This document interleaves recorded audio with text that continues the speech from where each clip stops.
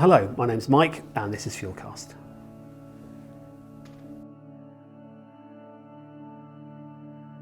Jay and Sam were climbing the hill that overlooked the town together with their kids, 9-year-old Frida and her little brother Simeon. And the steep path was busy. They were only here because of Josh. Jay's friend had said Josh was up here today and they should hear him.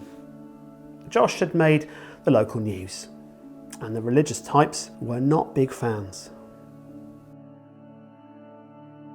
Josh talked with energy and authority about a new way to live or something like that.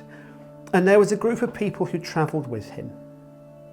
A family arrived at the top to find a crowd, and the kids ran off to play. Jay spotted Josh straight away, chatting to a bunch of people close to him. They were a funny looking group. There was a guy in a sharp suit, a couple of girls whose dad owned a big local farm, and there were the brothers who lived on the small holding just outside the town. There was an estate agent, the local HMRC manager was there, and the anti-EU girl who shouted political slogans all the time in town. There were about a dozen of them altogether. Josh's voice was clear and carried well, and he had the kind of face you just wanted to trust. He took his time, and people listened.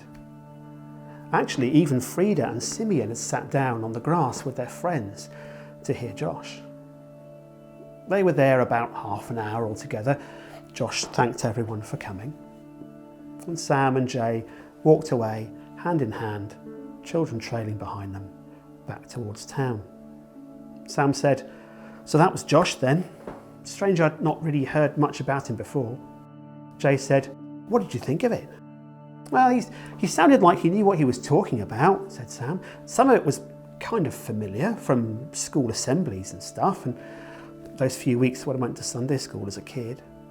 Sam had been slightly surprised by how much Josh had seemed to talk sense. He'd spoken about giving to the poor, loving your enemies, and not worrying. There was stuff about anger, there was stuff about praying, and there was something about not putting a bedside lamp under a cardboard box. Some of it had seemed a bit heavy going in places, and there were things that Josh thought we shouldn't do. But that was okay, and Sam didn't like admitting to being wrong. But it certainly did happen sometimes. Jay was wishing they'd gone to hear Josh earlier. Now they'd heard him, it felt kind of as if they should do something about it. And then Frida spoke up, looking more serious than usual. "You know that thing about how we should forgive others if we want to be forgiven? I'm not very good at that. I get really cross with Simeon when he comes into my room, and I don't think I ever forgive him for that.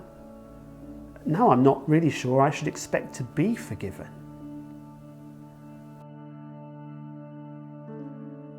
Jay thought about all the little things that friends and family did that left you feeling aggravated and irritated.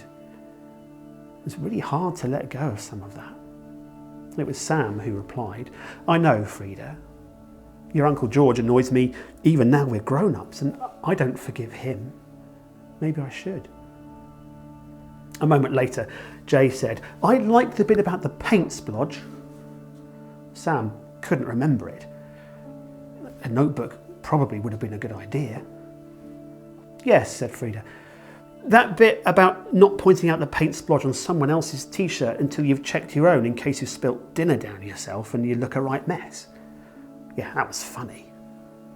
Sam remembered shouting at the apprentice at the bank for dropping coins, and then having to own up to a mistyped figure that left the daily accounts out by about £85,000.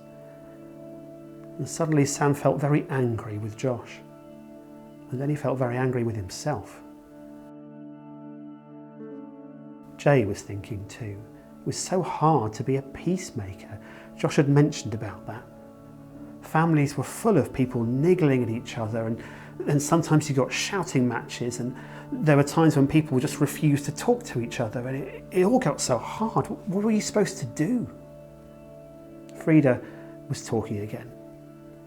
Josh was cool, she said, but some of the stuff he said was really hard. Simeon piped up. I think life is much harder if we don't do the kind of things Josh says. And Sam smiled. Sometimes you needed kids to make sense of things.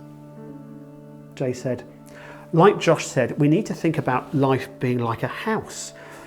You need to build it out of strong stuff. Like in the Three Little Pigs, said Simeon, the clever one used bricks. Yes, said Jay. And Josh told us how to build with bricks. He told us that if you build your house well, that it can stand up to trouble. Frida said, if you're living how Josh said, you won't lose your balance when it gets hard. And Jay said, Josh told us he's telling us how God wants us to live.